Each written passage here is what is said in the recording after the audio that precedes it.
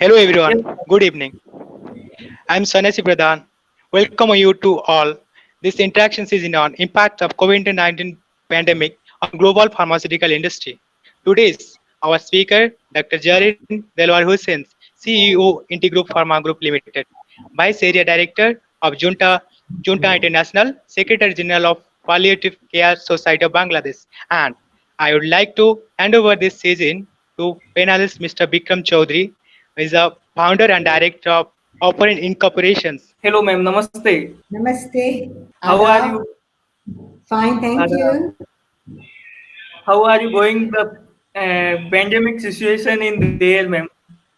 Well, under the lockdown, as much as I can do, trying to lead a normal life, near normal life. Work has to go. I mean, lockdown is there. It's a new. For me, it looks like you have to be friendly with Corona. Your life has to go on. You make Corona your friend, and Yeah, you do your work because this is not going out from the world very soon, as you all know.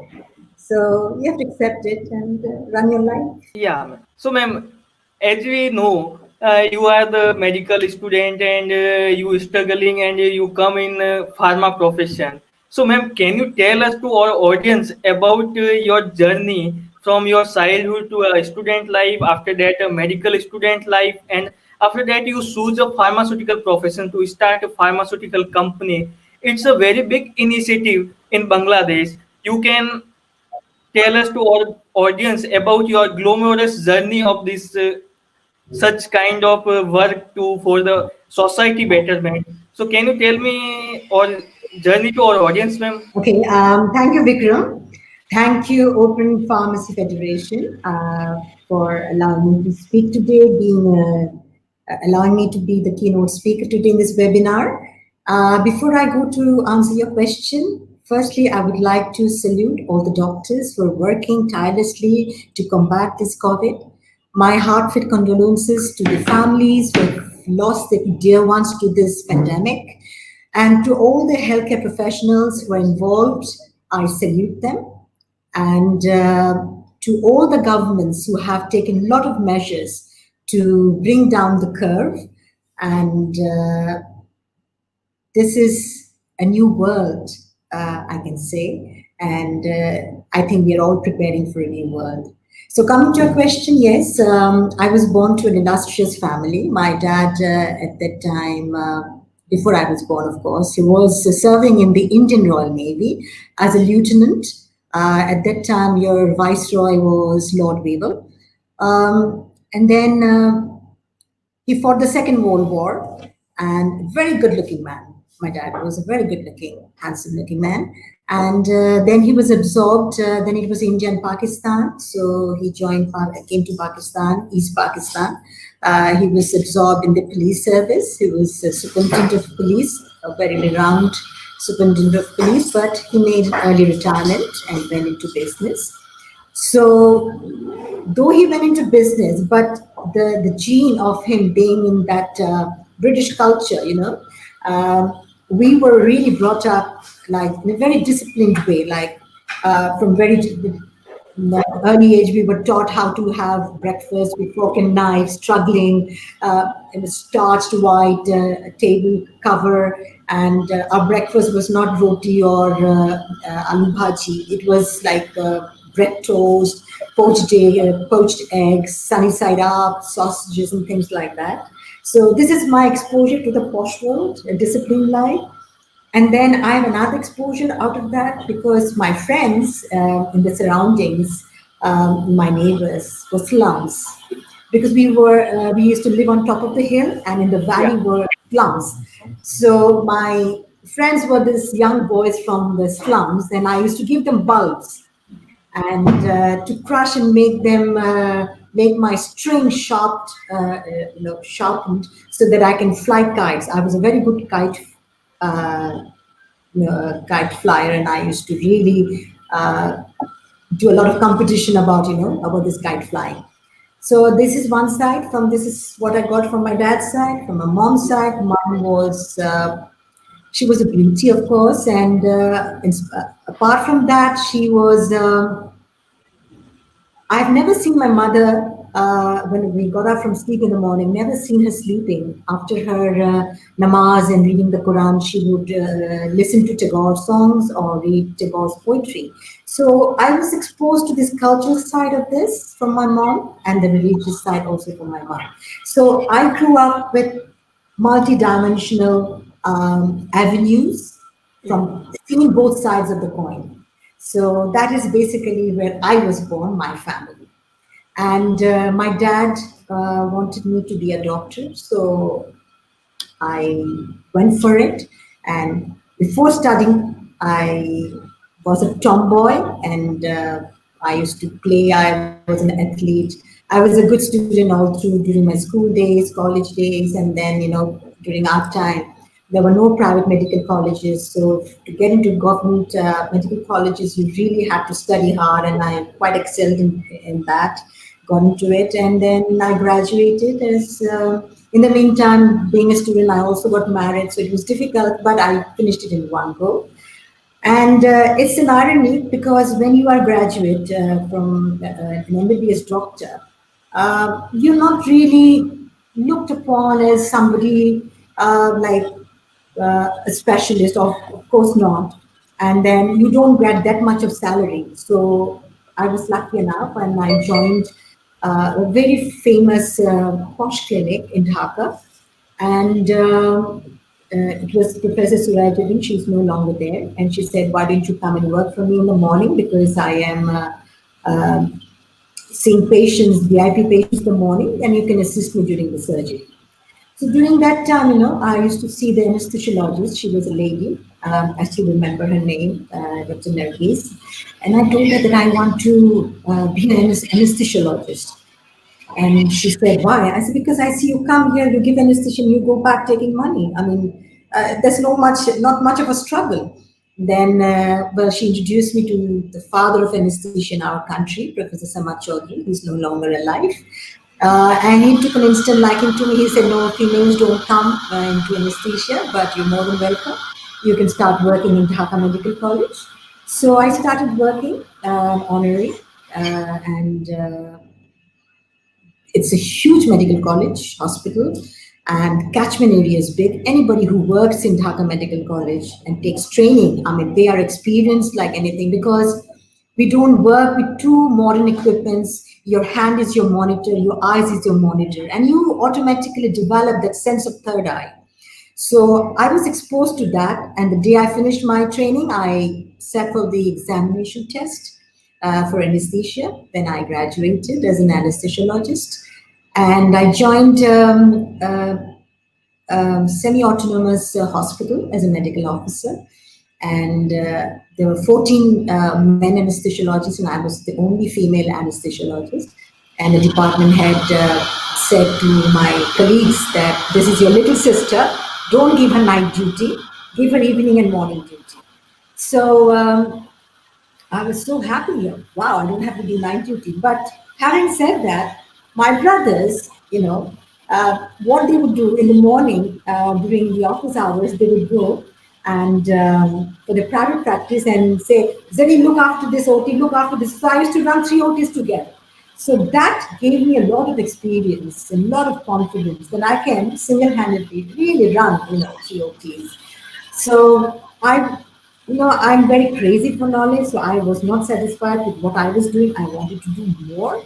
So at that time in 2000, there was a boom of doing a lot of cardiac surgery, CABG, on beating heart surgery. So I wanted to do cardiothoracic anesthesia. So you must know, during that time, Escorts Heart Institute and Research Center was a topmost cardiac center. So I trained under senior consultant Dr. Yatin Mehta. And during that time, the celebrity surgeon was Dr. Naresh Trehan. So I was there, I worked, and I got my fellowship from there, and I came back. And I joined Apollo Hospital here as a cardiac anesthetist with the Indian team. And I was the only Bangladeshi, only female. And I was working there, and trust me, it was tough. It was tough because beating heart surgery is like it's like playing the piano because the surgeon is the heart is beating and the surgeon is grafting, and the anesthetist has to keep the heart alive, has to keep the heart beating. So we had a lot of syringe pumps, and it was like playing the piano, adjust this, adjust that, adjust this. So it was like a topsy-turvy thing, but however, everything would go on fine. So in the meantime, while I was working there, I got an offer from my previous medical college hospital to become a senior consultant in ICU. So I thought since it has become into a college, it would give me some avenues to teach because I love to teach, and also ICU would be nice, something which I would love to do. But having said that, I joined and as a senior consultant in the ICU. But the organogram was such that there was nobody in between me and the medical office. There was no junior consultant, there was no register. So any patient that would be admitted at night, my juniors would call, "Ma'am, this patient wants to see the consultant. I'm sending the ambulance." I said, "No, don't send the ambulance because the patient won't survive." So I used to take the car. I used to drive my car 2 o'clock at night, 3 o'clock at night, and reach the hospital and be with the patient. So that's how I struggled. And believe me, a lot of stories there also. A lot of patients had to be taken out of the ventilator because parents couldn't afford, the family couldn't afford. So all these kind of had an impact on me. Then after that, working in ICU, I thought there's another branch I need to venture out. That was palliative medicine, which is a new subject because during our medical studies, we were not taught about death and dying or end of life care. So I thought this is an opportunity to venture out to this new field. So the pioneer or the father of this palliative medicine in our country is Professor Nizam. He's my mentor. And and he asked me whether I would like to work with him. I said, yes. And I thought I would start working from next day. Then he said, I have to sit for an exam. So there you go. I had to sit for another exam of 6 weeks intensive exam, came out with flying colors, and started working with him as a research assistant and helped him in the policy making with the government because, our Prime Minister, Sheikh Hasina, she's a very visionary person. And she likes everything that's innovative. And it got into our national policy. And I have been involved in taking lectures. And obviously, I used to, I would get paid for it, but I can tell you, I worked there for 6 years and I've never brought a single penny home from looking after these patients who have life-limiting, incurable disease. And a lot of stories there, a lot of young girls, young mothers, elderly people, they know their life is limited. Yet when I go for the rounds, when I sit and talk to them, they're not sad. And during that period of time, I was going through some, personal problem, turbulence in the family. So, and I kind of saw life in a different perspective. That my problem is so micro in front of what they are going, yet they are smiling. They know they are dying, and they're even telling me, "Oh, we have to go." I mean, maybe somebody will go early, somebody will go late, but we have to go. And so, palliative medicine taught me a lot of things to see life in a different way, to be happy, to be content, and that. Nobody said life was bed of roses. So all the obstacles that I've crossed in life, I don't look at these as obstacles. I look at them as experiences. Because if I had not this experience, if I have not experienced them, I couldn't have groomed myself to what I am today. So then working in palliative care, I was very much involved. Lot of patients. I used to see young mothers dying out of cancer in first stage of breast cancer. And as far as I know, breast cancer in the first stage is not a killer disease, it's a chronic disease and it's curable. But they are dying and they are crying for the child, the little child, what will happen, and helpless as I am, as they are. But what can I offer? I can just only hear to their stories. Maybe they get a little bit of relief because we in palliative medicine, we look after the physical, the social, the psychological, and spiritual pain. So we are there to help them. And yes, and that kind of put a curiosity in my mind. What is wrong? Why are they dying in the first stage? Is there any vacuum? Am I missing out anything? So at that point, I went to America to see my relative. My children were studying there, so I went with one of my relatives to a doctor. And trust me, I didn't know much about a particular drug, nitroglycerin tablet, in the sense that it is available in the form of a transdermal patch. So I was seeing that he was taking it from the pharmacy. Then I came to know that the tablets that we take for chronic angina, it's obsolete and it's banned. And in US, in Europe, they don't use it anymore. But in Bangladesh, India, I think nitroglycerin tablets are used. So that kind of gave me an insight on why do we not have a right to the right medicine? And then, I initially thought that I did some homework and some research. Let me find out some top-selling drugs which are not available in our country, and let me make it affordable to my suffering humanity in my country. So fortunately, I have a friend. He's a son of Mumbai, Dr. Manish, who's a longtime friend, and he bought Mark Pharmaceutical, which is the pioneer of transdermal patch. So, and I went to see him. He bought the beautiful, huge factory from Merck. And I asked him, I said, I want a favor. He said, tell me. I said, I want a patch. And he said, okay, take one. I said, no, I want a distributorship. Not only for Bangladesh. I want it for India. I want it for Sri Lanka. I want it for Myanmar. I want it for Nepal. And I said, well, Zareen, you can do it. You can do it. So I started with distribution. And I became fairly famous because I was making those drugs available at a very minimal cost.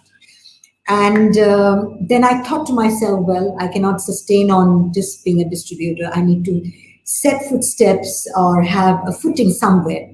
So, of course, America, Europe was out of question. And for me to build another pharmaceutical industry in Bangladesh, we already have 258. And for me to have 259, it's a big thing. It's like moving a mountain.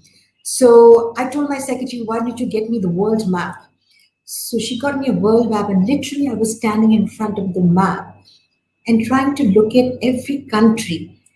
And suddenly, to my utter surprise, I recognized Middle East. And I saw MENA, which has 22 countries. And I know for sure that Saudi Arabia has 24 to 27 pharmaceutical industry. Oman has only 5. So I talked to my team and we rushed to Oman and we took a small stake from there. And then that was my first footstep, owning a stake at a pharmaceutical company. Then, word starts spreading through, word and mouth. And I get a letter from Istanbul, from the Middle East Pharma. They have invited me to be the member of the organizing committee and also keynote speaker. So that was a huge opportunity for me to introduce Bangladesh in a different perspective, to introduce my prime minister in a different perspective, how visionary she was. And I gave a comparative study of contract manufacturing. And after my presentation, everybody came up to me and said, wow, we did not know that the labor cost is low in Bangladesh, the electricity cost is low in Bangladesh, that you have so many pharmaceutical companies, and they all express the desire to do contract manufacturing.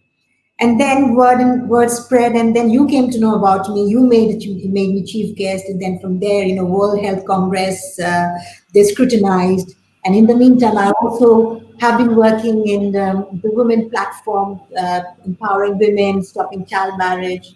And I've been regular participating in courtyard meeting to spread palliative care as an ambassador in the slums of Bangladesh.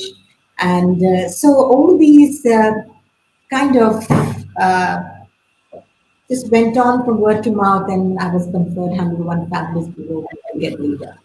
So that's been in very short my journey. Yes, obstacles. I never saw obstacles as that a mean to stop, but that gave me more zeal and more. I wanted. I always want to challenge myself. So that kind of groomed me what I am today. Yes, I am a CEO, but I'm not here. I hardly sit on my chair. I'm always doing marketing, going to the doctor, going to the pharmacy, and I'm always busy. I mean, that's why I short story. Yeah, ma'am, it's very struggling story of your, or a technical team also prepare a story, a movie, short movie on you. So I request our technical team to play to our audience.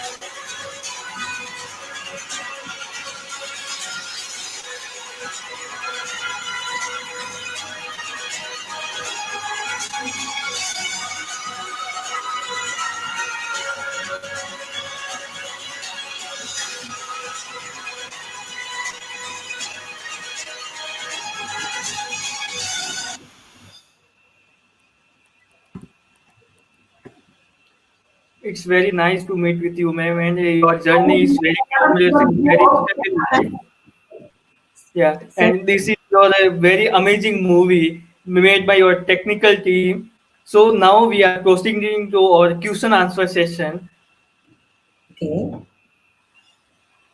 So, ma'am, or we are proceeding to our question answer session. Our first question to you is: how many times need to create a vaccine, and what about COVID-19 vaccine work to scope in pharmaceutical sector for pharmacy professionals? Okay.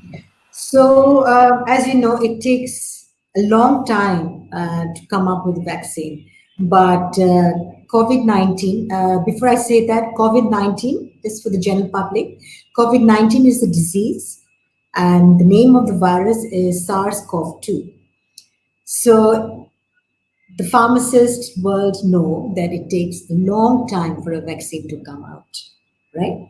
So the first trial was done in Britain by Oxford, and it was done on one patient, and they have targeted 800 patients. And in US, both Pfizer and German company called BioNTech, they have started trial. Another company, Merck and ICB, also started trial, human trial. And they are all expecting, like Britain's expecting it will take out the vaccine sometime next year. But the other two companies which are doing in America, they are thinking maybe this October, September, they will get the FDA approval.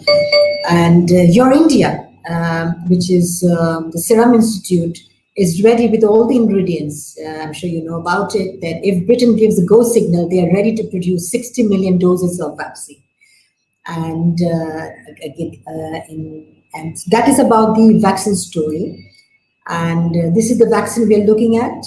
And I'm optimistic. At the same time, I'm also pragmatic, optimistic. I wish it comes out, but I don't think it's going to come out anytime soon until next year. So that's about the vaccine. I can what I know and what I've read, and this is all I can say about the vaccine. Next question is any effect on pharmaceutical supply chain due to long time lockdown in many countries as like other sector also? Yes, yes, supply chain has been affected of this lockdown. Not only pharma industry, lot of industries have been affected. So, from the pharmaceutical point of view, I would say that yes, the pharmaceuticals have started manufacturing sanitizers mostly, making paracetamol, symptomatic treatment drugs, which are short term. Long term, the supply chain that will hamper because of the API. You know, most of the APIs are, we bring it from China and from India. And obviously, if the raw material is expensive, the price will be high. And sometimes you might not get the right drug at the right time. So there will be a disruption of this supply chain. That is what I can see will happen. And also counterfeit drug will make a place in this supply chain. And I will tell you a story because I like telling stories. When I Yeah. have anxiety, I take diazepam 5 milligrams. So it takes my, I'm very restless. So this time during COVID-19, I took 5 milligram, didn't work for me. So I took 10 milligram, same time, didn't work. 15 milligram didn't work. 20 milligram didn't work. So I took 30 milligram, didn't work at all. I saw the entire night going in front of my eyes. So I took out the tablet and I just crushed it. To me, it just looked like talcum powder. So there you go. Counterfeit drugs will take place. So one has to be really careful as to what you are buying and from which company you're buying. So that has to be taken into consideration in the supply chain. Ma'am, my next question is which country have biggest chance to become a global pharmaceutical leader after pandemic? As we know, increase in demand for factory workers globally as companies been they are dependent on China. Yes, fortunately or unfortunately, all of us have been dependent on China and we didn't have a backup. So, what I can say is the economics says crisis creates opportunity. So, this crisis will create an opportunity in India, in Bangladesh, in Vietnam, in Mexico. So, uh, this is what I'm looking at, and why not? Why can't India and Bangladesh do a joint collaboration and make API? Our Prime Minister is she has already made an API park where we'll be making APIs. So it would be lovely to have India and Bangladesh as the hub, and forget China. China ruled. Let us rule now. Why not? Nothing is rocket science. Yeah. We all read the same books. Yeah. And you are lucky, you have Biocon, you have Madam Kiran Shah with you in Yeah, India. Madam Kate. Yes, you're very lucky. You have Silicon Valley. Yeah. So, we both the countries can do it. And the government, at the same time, what I mean to say is combating this pandemic. The government should also look at the economic side of the country, because maybe this pandemic will go away. We don't want our economy to crash. So, as I know, India has a lot of capacity. I will say that India has stopped exporting uh, vitamin C and hydroxychloroquine, and then even mask. The manufacturers are saying we have enough mask in India to meet our local needs. They should lift the ban so that you can export. With export, you can earn money, and your economy will not be affected that much. So we should follow as because Madam Kiran Shah is my idol. As Yeah. she said, uh, uh, innovate in India, buy in India, use it in India. So the culture should change. We should start using our own thing, not look, oh, because it's made in Germany, it's good, it's made in India, it's not good. That culture should go away. I personally think so. Yeah. So, ma'am, proceeding to our next question, how beneficial artificial intelligence (AI) in pharmaceutical companies to manufacturing drug it is increased after the pandemic or not? Artificial intelligence is close to my heart. I love this subject. I Yeah. wish I had the age, I would have probably done a master's in that. Yes, artificial intelligence definitely has played a big role, because to identify this virus through chemical algorithm was done by artificial intelligence. This coronavirus itself, the genomics of it was identified by artificial intelligence. And through artificial intelligence, to bring out one drug and to market it takes about 12, 15, 20 years. So artificial intelligence has hastened, that's why everybody's saying we can bring out the vaccine in October. Somebody said next spring. This is all artificial intelligence. And this artificial intelligence should be incorporated more and more in the healthcare system, in the pharmacy system, so that, to bring out drugs, it shouldn't take more than, you don't need human trials. You can make silico, which will simulate like a human body, any organ, and then you can do the trials on them. So artificial intelligence has played a big role. I mean, otherwise, how can these companies say they can bring out vaccine in 3, 4 months time? So definitely, and they have done that through artificial intelligence. The chemical algorithm has been done, and they have identified the genotype of the antigen. So artificial intelligence is going to take the world into a new dimension. So, ma'am, our next question is how the future scope in pharmaceutical sector for pharmacy professionals after this pandemic. After this pandemic, what I look at that we have to concentrate on having more scientific entrepreneurships. The government should be more lenient, giving funds, because you have a very good example. My lab took out the COVID in Pune in 6 weeks. So it has to be more innovative rather than making the traditional paracetamol and antibiotics. And from larger molecules, you have to go to biological molecules, smaller molecules. Then there has to be more R&D research, more R&D based research working on biological drugs. So I look at from that point of view that after this pandemic, the focus should be that it should be innovative. We have to constantly innovate and not stick to the traditional dosages form. That's what I'm looking at. That's a new world we are looking at. Actually, the world is not going to be the same after the pandemic is over. Uh, So, ma'am, the after the pandemic situation, how it will be effect on job sector? Well, job sector definitely will be affected, but there will be a lot of layoffs. Uh, we have to deal with it. The government has to deal with it. The government has to encourage, give incentive for startups. Startups should come up, and there should be more innovations. And if you have a lot of startups, there will be job facilities, and you have to start exporting so that you get so that your economy doesn't crash.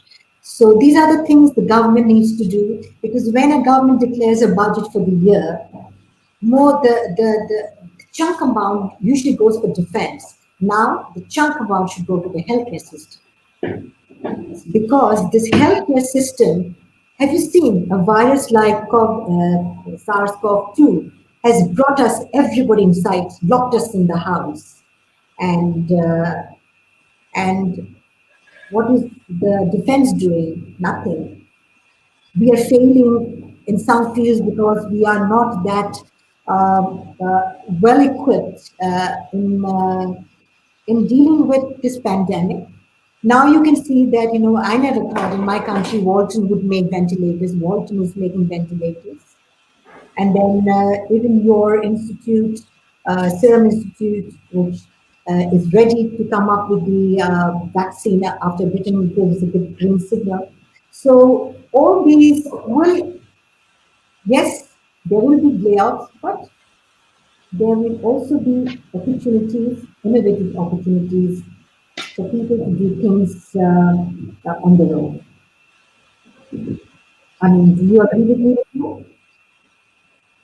So, ma'am, one more question: how researchers are focused on after this pandemic on antiviral area, or they have to focus on other areas also? Can you come again? Ma'am, researchers are focused on antiviral area, or they can focus on another areas also. Yes, yes. Now, first comes first. Like we have to deal with this pandemic first. Yes, we have the researchers, the scientists. They have to. And trust me, nobody predicted. I myself, believe in astrology. Nobody predicted that there will be a pandemic and we'll be all under lock and key in the house. So that gives uh, what I'm going to say an opportunity for the R&D and going for smaller molecules of drugs to come out, and be dependent in your own self, not be dependent on other country. Things will come from there and we will make it. So that's what I'm looking at, and that's what that's what should happen. I mean, we should be independent now. So, ma'am, my next question is how API industries are impacted by COVID-19 pandemic. Of course, if as I told you before, I think I answered that question. We were Yeah. dependent on India and dependent on China. So, well, now India can have it, more API factories. We can have APIs. I already told you our Prime Minister is very visionary. We already have this API hub. And let's make India and Bangladesh a API hub. Uh, why dependent? Yeah. We are neighbors. We were one at one point of time. So India can join hands with us, or we can join hands with India and make ourselves the API hub. And you can always do contract manufacturing in Bangladesh for drugs or anything. Ma'am, I we would like also. to talk about this subcontinent. I am little biased about my this part of the region, rather going to the US and Europe, because as I said, we are culturally we have been dependent so on them. Now let's be dependent on ourselves. Let's do. This is the time, because this is a crisis. Let's make opportunity. Let's make best use of this opportunity. Yeah. Yes, yes. Whenever there is a crisis, there is a collateral damage. Yes, the collateral damage will be there, but a new era will come up. So I look at things in that perspective. Yeah. Ma'am, before this, moving on further questions, we have lots of memories with you in India. So, Yeah. I request to our technical team to show our audience to your memories in India. That would be lovely. Yeah. This is the beginning of our next decade, starting from this month, 2020, it will go up to 2030.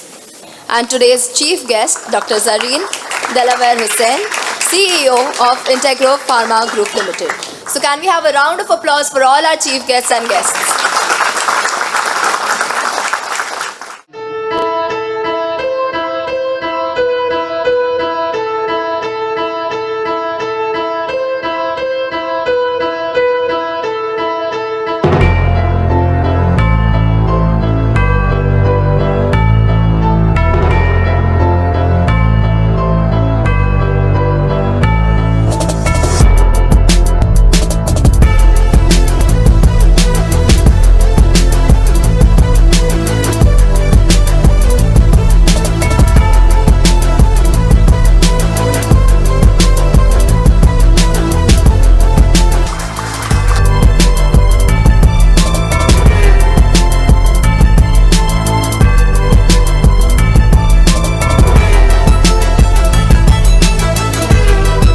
Carry on.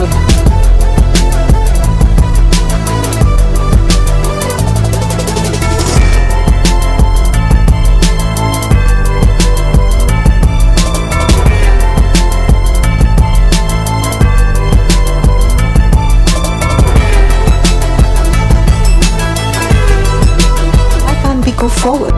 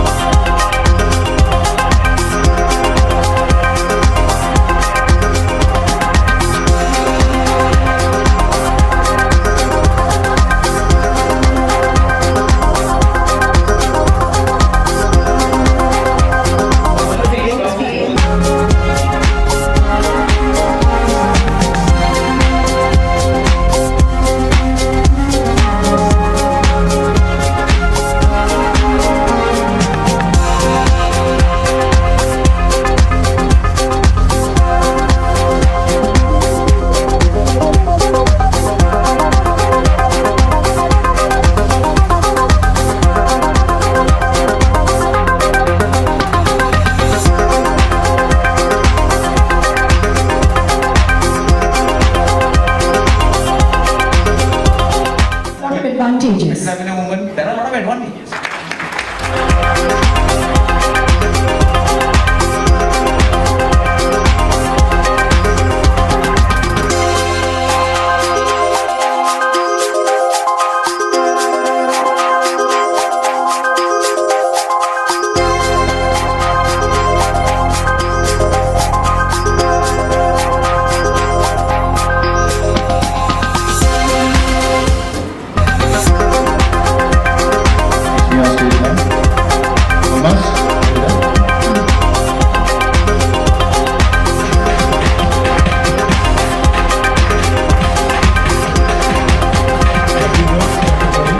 Thank you so much. Our next winner is Priyanka Agarwal, MD and partner of the Boston Consulting Group.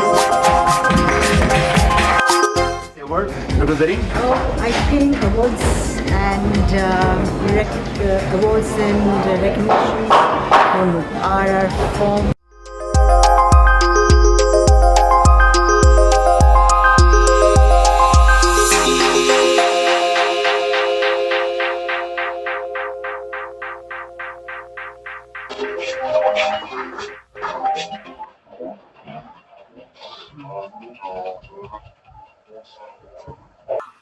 Ma'am, you are elected as one Wonderful memories top of India. most 101 as we can say, lots of memories we have with India, with Yes, you, I also and have very lots of fond. memories. These memories are remembered till life and lifelong memories. So, Yes, ma'am, yes. all the memories we are remembered with you every day, and we are thinking about that. We have to do something like you, and you are inspiring to our every member of OPF. And so now we are proceeding to our next questions. Yes. Next question is that what are the effect of COVID-19 pandemic on the growth rate of pharmaceutical industries? The growth rate, I would say, like, FDA immediately approved this emergency use authorization, Gilead, for this remdesivir, and again, and their stock really went, the share price really went high. Again, Pfizer also gained from that, from this pandemic, because of their this Pembrol 13 vaccination, which they give for pneumonia. Because, as you know, one of the complications is pneumonia in COVID 19. So the AstraZeneca's share also went down. So it's like up and down. So some are making, some are going down. So it's a mixed reaction in the farm industry. Yeah, nice, ma'am. And next question is that what will be the impact on therapeutic area related to the treatment? Therapeutic, come again? Therapeutic area related to the treatment of COVID-19? As I said, the antiviral, whatever the treatment is, now we are only giving symptomatic, and then we will have to work more on the biological molecules more, and then immunotherapy and boost our immunity system. And there was one note I saw that plasma replacement therapy, which I think India has really started by giving that. Are you aware of that? I'm sure you're aware. Yeah. Yeah. But um, the first patient recovered. This is for the general public. I would like to say a few words. Usually, a person who has recovered from COVID 19, their plasma is taken and injected to a critically ill COVID 19 patient, thinking they have the antibody. But that antibody has to be in the plasma, right? So that plasma will be tested only by NIV, your National Institute of Virology. They test the antibody. But the side effect of it is other pathogens can also go inside the body. So that's why we need to do a lot of trial. One person recovered and another person in Lilavati Hospital died. So that's what I'm talking about. Therapeutic, we have to look into, as soon as we find the vaccine, we can also find the medication, antiviral medication for for this COVID-19. Yeah. And of course, life will change. I mean, sanitize. We will make it. Our life will change. We have to sanitize our hands. What we used to do, shake hands and kiss our cheeks as we would meet. That I think that culture will go away. And you will even think about air doctor. There is a card where you put the air doctor as a card, and it kind of repels any bacteria and viruses. This will come into being. Already Japan is using that. And another thing which I want to say is even you will think twice to have your child. So you will do your namaste and I will do my adab. Yeah. And so that's what I think. Yeah. So, ma'am, how the impact of COVID-19 on global pharmaceutical industries? As I told you, I answered your question. Gilead got Yeah. this FDA approval very fast. It was given on emergency authorization. Uh, So the share went up, the farm industry. So some farm industry will go up, some farm industry will go down, but a time will come when everything, after a storm, everything then, comes to, what do you call it, a comfortable zone. So I'm an optimistic person, and I want to think positive. Uh, we are all working towards it. The scientists are working, pharmaceutical companies are working, doctors are working. So we will be able to uh, combat, hopefully, like we did in plague, cholera, smallpox, all these. Ma'am, Uh, how R&D industries are influenced after COVID-19 pandemic? Oh, okay. R&D's industry, I mean, they have to sort of think about smaller molecules, and R&D industry, they have to do a lot of research based, and come up with innovative ideas, innovative therapies, uh, which are related, because a virus mutate, a lot of mutation goes on and it mutates. When dengue was epidemic, people died. Now we can combat dengue because the strain has changed. So I think COVID, from what the virus might also, mutate and change its course. It can be either more harmful or less harmful. So R&D has to be a part and parcel of every pharmaceutical company. I mean, we need that. Yeah. Now, so in this pandemic, I think the availability of R&D is more now upscale. We have to upscale Yeah. the R&D. Because Every because company when has. we all know all R&D sectors are concentrate concentrate on only COVID-19 drug or vaccine, because they are current situation is one COVID-19 drug. So all are effect concentrate on that. So after the COVID pandemic, so what is the situation and how we will look the post COVID world? Can you come again? I didn't understand your question. How we can look post COVID world look like? Post-COVID is a new world. It's a new Yeah, era, like Renaissance. Like yeah, it will be a world where uh, I think we will have more virtual offices, uh, and in the pharma world, the R&D will concentrate on more innovative drugs. Then we will before going to a mall, there will be a tunnel where you'll be sterilized, and people will keep sanitizers in their hands. There will be masks, and as I said, it will be a different world, and it's going to be a new era, and then we will get used to it because we are human beings. We are quite adaptable, so we will adapt to that situation. Uh, that's what I look at it. yeah. So, ma'am, Do you agree? Do what you is do you agree with me, Vikram? yeah? Do you agree with me that Yeah, yeah, ma'am. I completely agree with you. And ma'am, how the post impact of COVID-19 on the education system of the whole world?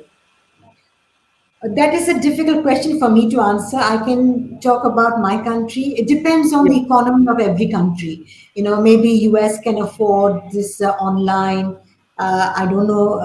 Maybe our country will have to kind of go for more digitalization, because I always say our prime minister is always for innovation. Probably we will also go for that, or maybe you will have less students in one class, maybe 10 students sitting with hand gloves and mask and sitting 6 feet apart, or online. Maybe India, big schools can do online, or maybe they will attend school once a week. There can be so many things. Let's take each day as it Yeah. comes. I mean, it's very difficult. I mean, nobody could predict that we would have to go through all of this, what we are going through. So it's very difficult to even predict what is going to happen after the pandemic is over. And I don't look at this that it's going to be over anytime soon until the vaccine is there. And we have to be careful. So let's take each day as it comes and let's see how it goes. So it's very Yeah, ma'am. difficult. No astrologer could predict this, so I can't really predict what is going to happen in the education Yeah. system. But this is what I'm saying. Depends from country to country, and their education policy, how they want to educate. But definitely, family bonding will increase. This Yes, much ma'am. I. Definitely I agreed with you. Ma'am, as an entrepreneur, I want to ask one question. The pharma professionals who are thinking about the startups, they have to do this after this pandemic, or they have to wait for 1 or 2 years. As I told you, for the economy not to crash, you have to have scientific entrepreneurships. So I think it's as I said, you're my lab in Pune. In 6 weeks, they developed the COVID kits, right? So I think the entrepreneurs, you have lots of time at home. You can think, not only sleep and eat. You can think, and you can think about innovation, and you can do startups. I mean, startups to think. I mean, for me to even come into the farm industry, I enrolled myself into London Business School to know about entrepreneurship and everything. And trust me, whatever I was presenting was exactly what I was doing. And my mentor in my class said that they were taken away, blown away by my idea, and I ended up being one of the top finalists. So yes, innovate. World is an innovation. I mean, look at this air doctor car. That's also an innovation. So you have to keep on thinking about new things all the time. You cannot. It's a fast-pacing world. You cannot stick to old things and that has been going on. Everything every day you have to think and bring up new things to make your life easy, Yeah. secure, safe, and comfortable. Before Yeah, ma'am. we were leading a Yeah. life where we were not even thinking. We were comfortable, we wanted to be more comfortable, we were competing for wealth, we were competing for we didn't care about the economy, we were not caring about the poisonous environment that we were making. And now if you go out, if you can see the sky, I'm sure Delhi is less polluted now, because Delhi was polluted last time when I visited, and I had to wear at that time also mask to go out.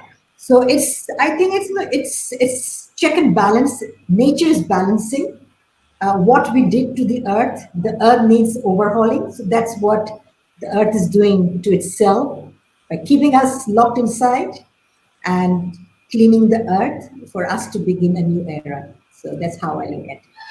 Yeah. Yes, ma'am. I completely agree with you. And my next question is, what are the behavior changes pre and post COVID? Okay, so there's a very thin line between I told you just now Yeah. what we were doing, Yeah. and I also told you what we will be doing. Perhaps that's what we will do. We will stay apart. People make mistakes about social distances and physical distance. Social distance is not physical distance. Physical distance is physically you're apart, but social distance you can sort of have Zoom meetings, Skype meeting, talk to your friend on video. You can do that. So socially, you need to be in connection with each other, and you cannot live by yourself. You need people around you. So that you can do through your internet, through all those gadgets that have come up. So that's what I think will happen. And once the vaccine comes out, once the medicine comes out, let's see. I hope Earth by then has been cleaned up, and we enter a new world. Yeah, ma'am.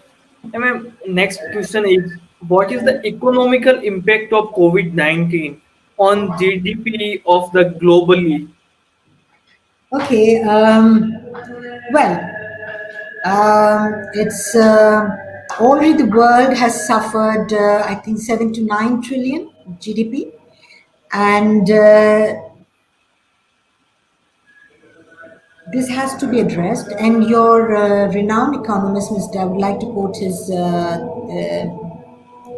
talk that he said that export, you have to start exporting because with export you can bring in money.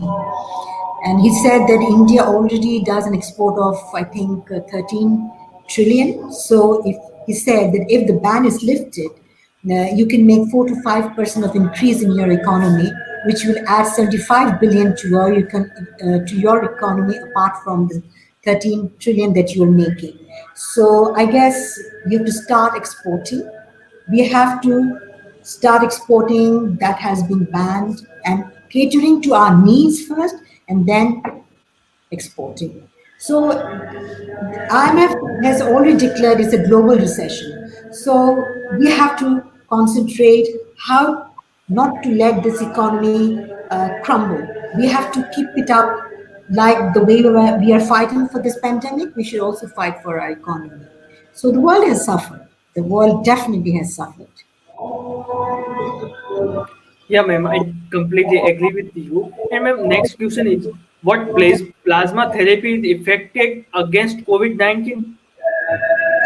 I think I told you about it, but plasma therapy, I told you it's giving plasma from an affected person who has recovered to another COVID-19 patient with serious symptoms. It has been seen in India that one person has recovered, and in Lilavati, one person died.